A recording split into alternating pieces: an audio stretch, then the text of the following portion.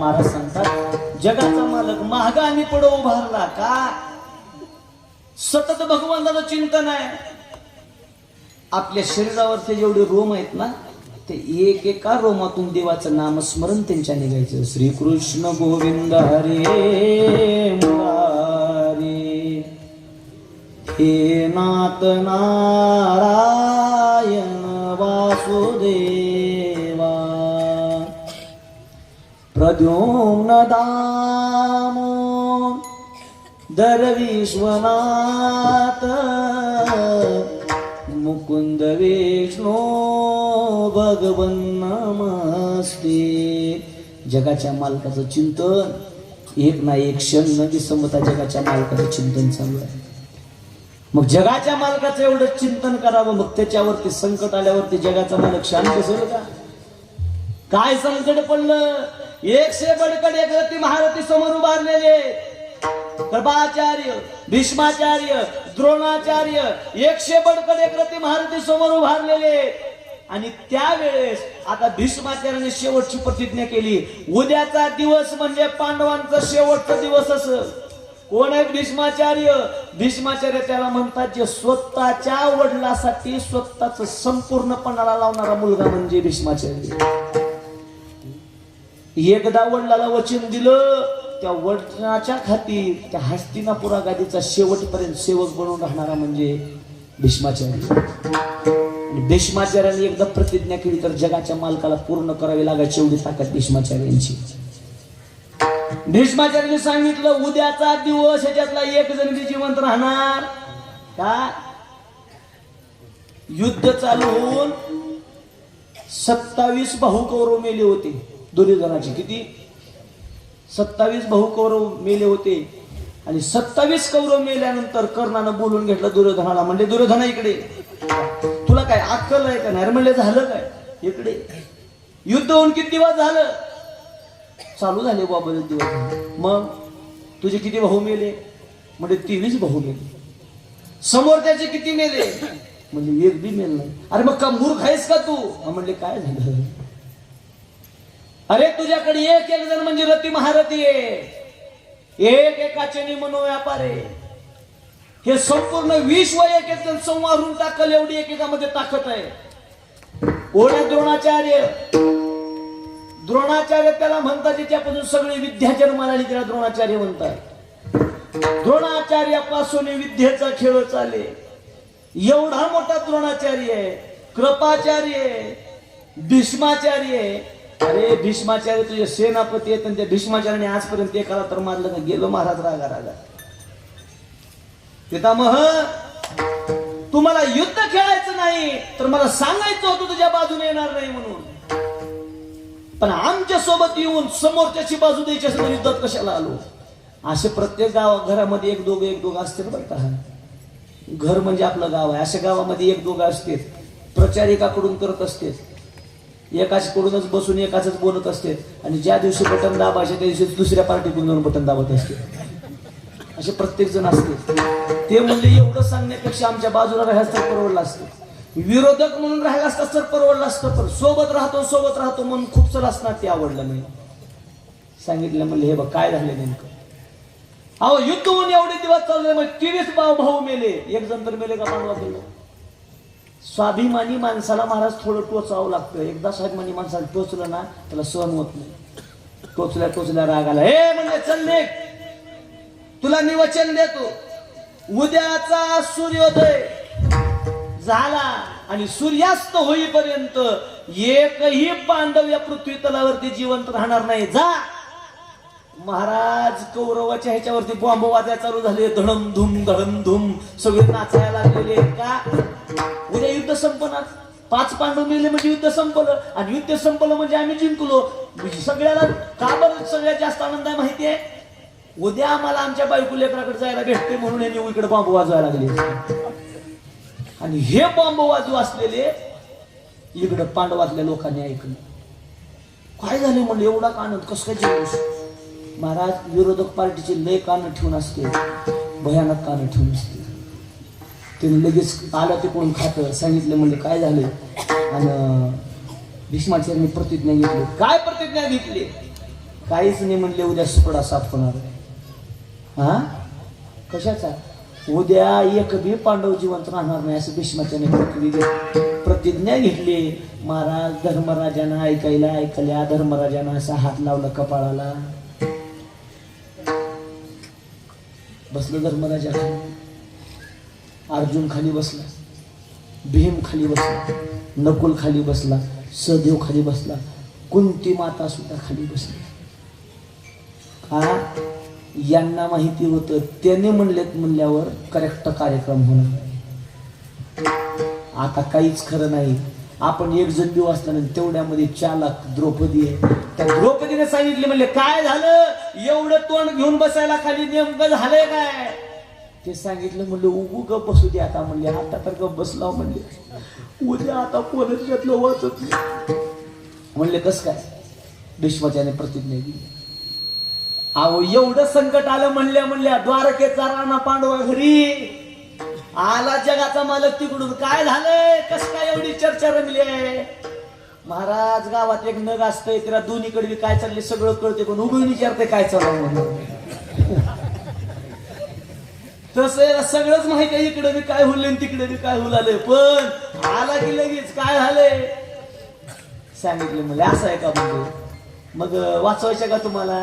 वाचवायचे. वाटा नोटा रात्रभर नाही, नाही चला माझ्याकडे सोबत, चल माझ्यासोबत रात्री म्हणले ना. पहाट द्रौपदीला सोबत घेतली आणि द्रौपदीला सोबत घेतल्यानंतर सांगितले, तिथं गेल्यानंतर फक्त एक म्हणायचं, माझा सेवक सोबत आलेला. काय म्हणायचं?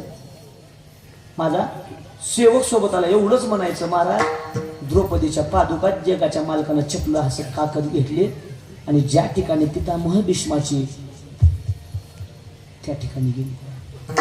पाठची वेळ आहे. भीष्माचार्यांनी विचार केला, आज युद्ध शेवट होणार आहे, आज एक जण बी वाचणार नाही, तर आपण अगोदर जगाच्या मालकाचं भजन करू, जगाच्या मालकाचं भजन करू म्हणून उठलेले आणि जगाच्या मालकाचं भजन करायला चालू केलं. श्रीराम जय राम जय जय राम, श्रीराम जय राम बोला.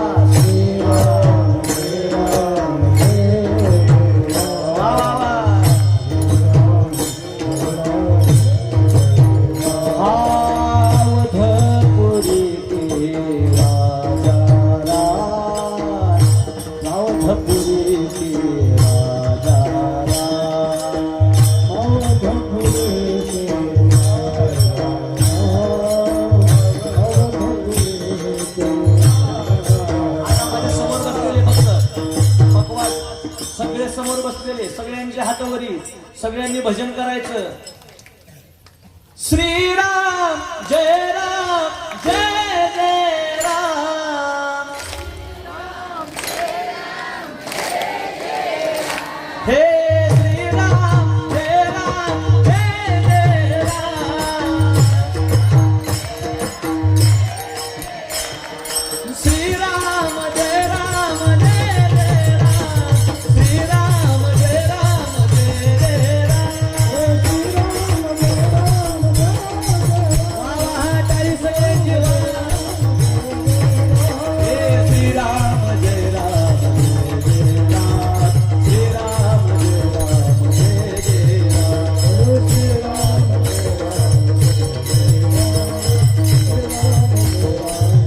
हे श्रीराम जय राम जय जय राम, श्रीराम जय राम जय जय राम, श्रीराम जय राम जय जय राम,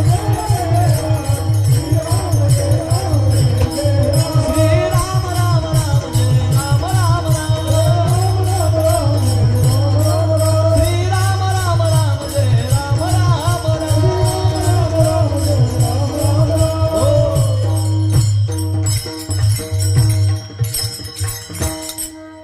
श्रीराम राम राम जय राम राम राम. भजन चालू आहे इकडं. बाहेर जगाच्या मालकानं नाव ऐकलं, माझं नाव कोणीतरी घ्यायला लागले. श्रीराम राम राम राजा राम राम राम हे राम रे राम श्री राम जय राम. देवाचं नाव घेतलं देवाचा मालक हाजीर आहे. तेवढ्यामध्ये द्रौपदी समोर गेलेली आहे. बघा कुणाला म्हणा जगाचा मालक. माझ्या भक्तावरती संकट आलेलं आहे. आता उद्या माझा एकही पांडव जिवंत राहणार नाही याचं भान जगाच्या मालकाला आहे. पण जगाचा मालक न झोप घेता का तिथं गेलेला आहे.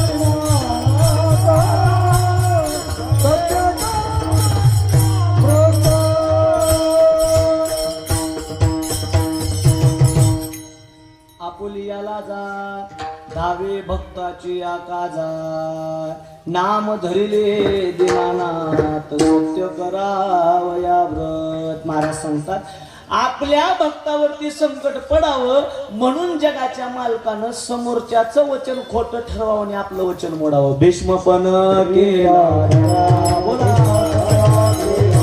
हे धनुर्धरा रक्षिले धनुर्धरा रक्षिले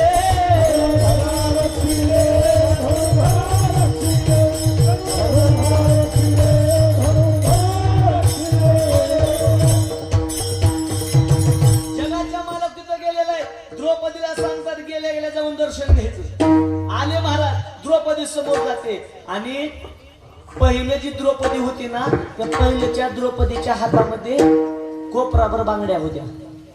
काय होत्या? कोपराभर बांगड्या. मी पहिल्याच्या द्रौपदी सांगाला आताच्या सांगणार. आताचे 2 गोट आहेत ती बी टिकले तर टिकले नाहीतर कधी मोडले ह्याच्याही पता नाही. महाराज पण एक गोष्ट लक्षात ठेवा सौभाग्यवती स्त्रीचं प्रतीक म्हणजे बांगडे. ते घरामध्ये घळघळ वाजल्या ना महाराज सांगतात पैशाचा खळखळाट बी त्या बांगड्यासारखा तुमच्या घरामध्ये येत असतो. मग आता ज्यांना नाही त्यांनी उद्यापासून घाल. कशाला ह्या भाड्याला आणला आमच्या गावाला. पण महाराज सौभाग्यवती स्त्रीचं भूषण आहे बांगडी. कपाळ भरून कुंकू लावत असलेलं सिंदूर आणि गळ्यातलं बोरमाळ. हा चप्पल हार काय काय काय मंगळसूत्र. हा हा मग विसरते कधी कधी होत असते. मंगळसूत्र या गोष्टीत स्त्रियाचं प्रतीक काय माहितीये. या गोष्टीमुळे अनेक पतीव्रता स्त्रीचं कुंकू जाता जाता वाचले म्हणून सांगाले. ज्या वेळेस ज्ञानेश्वरी कोण लिहिली माहितीये का तुम्हाला? कोण लिहिली ज्ञानेश्वरी? बोला कोण लिहिली? ज्ञानेश्वर महाराजांना. मग कोण लिहिली? बोला बरो. ज्ञानेश्वर महाराजांनी लिहिली की नाही? तुम्ही ज्ञानेश्वरी वाचायला बसलात का? ग्रंथराज ज्ञानेश्वरी पारायण सोहळ्याला माय ज्ञानेश्वरी कोण लिहिली आहे? कोण म्हणलं माझ्या पोरानं म्हणून? ज्ञानेश्वरी कोण लिहिली माहितीये? ज्ञानोबराईने लिहिली नाही. शके 1272 ते टीका केली ज्ञानेश्वरे सच्चिदानंद बाबा दरे. लेखको झाला काय म्हणतात महाराज. सच्चिदानंद नावाचा जो एक मयत निघालेली होती. मयतीला जातो का आपण? जेव्हा जगाचा मालक उठवत नाही तेव्हा सगळं गाव त्याला उठवायला येते ना, त्याला मयत म्हणायचं.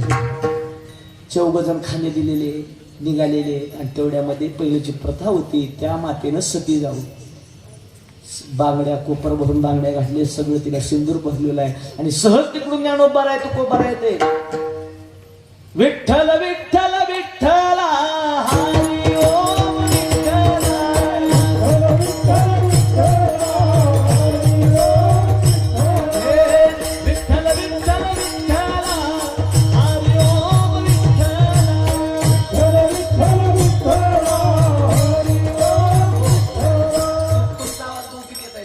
विठ्ठल विठ्ठल विठ्ठला हरी ओम विठ्ठला, विठ्ठल विठ्ठल विठ्ठला हरी ओम विठ्ठला. काय आनंद आहे तुमच्या आनंद गाव. उगू तुमचं शेजार आनंद गाव नाही. जिथं आनंद बसतो ते आनंद गाव जे जवळ आहे तिला माहिती सार नाही. ज्याच्या जवळ आनंद आहे ते आनंद गाव म्हणजे तुमची सारणी. पण आनंद गावामध्ये जायचं अगोदर आनंद घेता आला पाहिजे.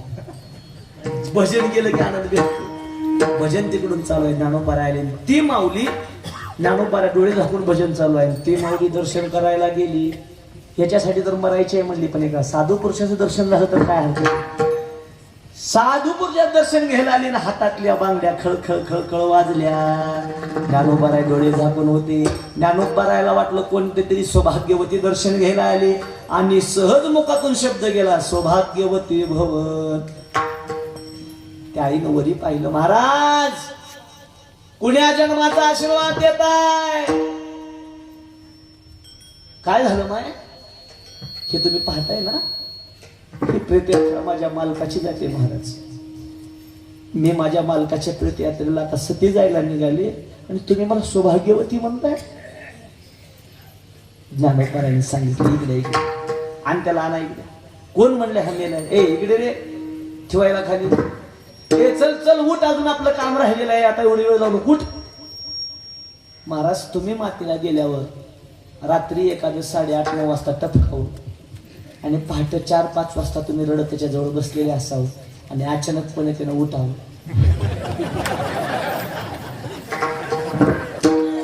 तुम्ही पुन्हा आयुष्यात कुणाच्या मातीला जात उगू त्यानं उठून मला पाणी कसं काय दिला एवढं मी म्हणू द्या. महाराज तिथं असंच झालं. ज्ञानोबारायांनी उठा म्हणल्या ती उठून बसलं. सगळे निघून गेली आणि त्या महात्म्याला ज्ञानेश्वरी लिहायला आलं. मला काय सांगायचंय, बांगड्याची ताकद सांगायची. तुमच्या बांगड्याची ताकद काय, बांगड्याची ताकद आहे तुमची. ज्ञानोबारायच्या आईचं पण तेच उदाहरण आहे. बांगड्या वाजल्या, सौभाग्यवती भाऊ म्हणावं लागलं, पुत्रवती भाऊ म्हणावं लागलं. त्यावेळेस गेला नवरा संन्यास घेतलेला त्यांच्या मालकांना परत पाठवलं. का बर, बांगड्याची ताकद आहे, कुंकाची ताकद आहे. पण आपल्याकडे आता कुंकू राहिलं बघा. आमच्याकडे अजूनही तर माय मावले आहेत बघा महाराज. 2च्या बंद एवढं कुंकू. टाळ्या वाजला त्या माय मावल्यांचा. महाराज उगू त्यांचं कुंकू मोठं नाही. जेवढं त्यांचं कुंकू मोठं आहे ना तेवढं त्यांचा मालक मोठा आहे. खाऊन पिऊन तैट आहे. आपली टिकली आणि आपला नवरा मारायला घेऊन. कुंकू मोठं लावलं पाहिजे का, मालक खपक्या राहतो मग. पण आता काय झालंय, आपल्या एक विनोद म्हणून नाही बरं का, विनोदामधून एक निघालेला आहे. कुंकूवाल्या गेल्या आता टिकल्या वाल्या आल्या. आता तोंड धुवाय गेली.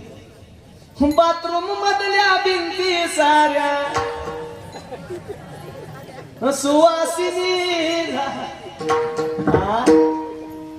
सांगायचा अर्थ, सौभाग्यवतीचे जे जे प्रतीक आहेत ना ते मालकींना घालावं. मला एवढंच सांगायचं, मला दुसरं काही सांगायचं नाही. बांगड्या वाजल्या त्यावेळेस सहज मुखातून शब्द गेला, सौभाग्यवती भव.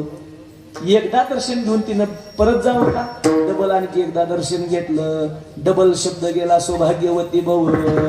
परत एकदा वागली, सौभाग्यवती भव. कितीदा म्हणले, पण भीष्माचार्याच्या लक्षात आलं ही रणभूमी आहे आणि या रणभूमीमध्ये कोणतीही महिला येत नाही. इथं कोण आलं?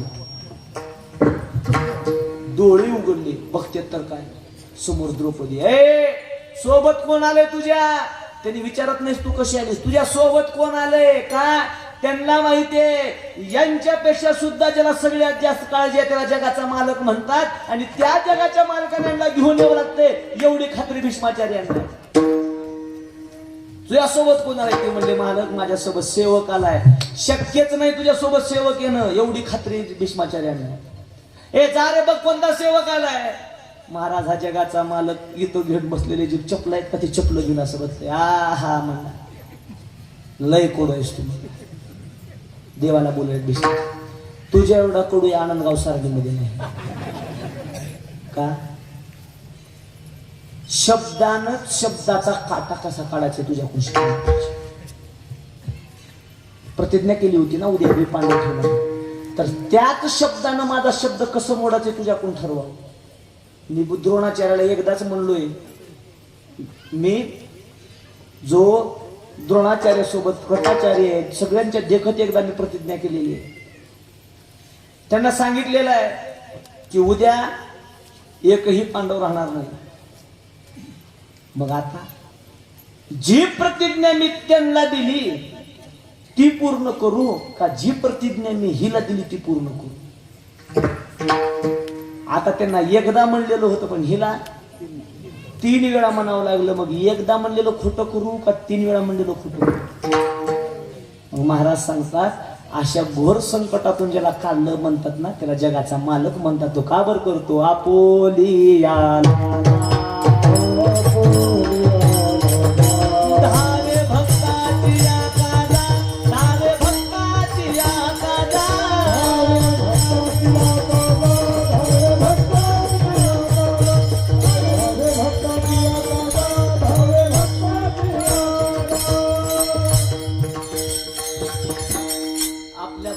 संकट पडलं की जगाचा मालक शांत बसत नाही. असा कार्य विठ्ठला तू माझ्या मुळावर गाव करे पुजारे मज देती सुळावर. कुठे गेली तुझी जादूगिरी आळ चोरीचा माझ्यावरी. कोण आहे? पंढरपूरच्या माझ्या जनाई आहेत आणि त्या जनाई मातीवरती घोर संकट पडलेलं आहे. जगाचा मालक आलेला आहे दळण द्रव लागण्यासाठी. पहिलं एक दिवसाचा प्रसंग आहे. जगाचा मालक जनाबाई सोबत भांडे धुवू लागला.